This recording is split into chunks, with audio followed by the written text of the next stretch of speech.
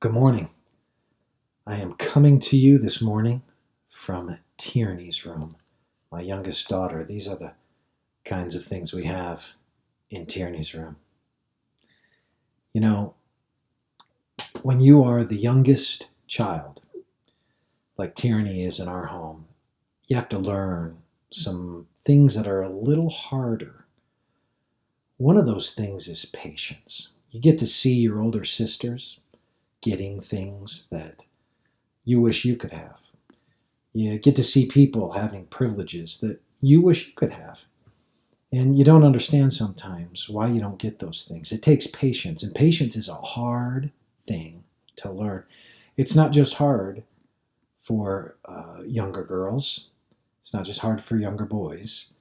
It is hard for us adults. You know, right now I'm having a hard time being patient. I don't know about you. I'd like the situation around us to change. I don't like that we're unable to connect face to face. I don't like that we're unable to freely traffic in our social settings like we want to. I don't like that we're kind of cooped up. The reality is, I need patience.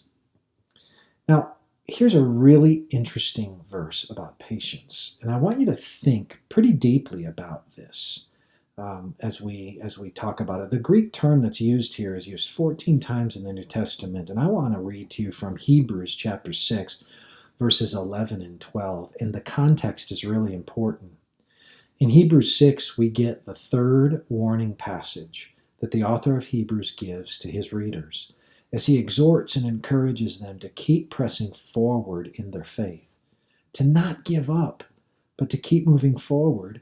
And really, he says that perseverance is going to be the test of reality. How will they know that they're really believers? Well, they'll know because they walk it out and they demonstrate lives of faith.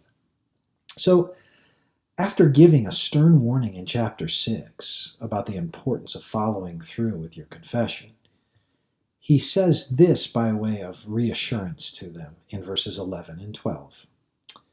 And we desire each one of you to show the same earnestness, to have the full assurance of hope until the end, so that you may not be sluggish, but imitators of those who through faith and patience inherit the promises.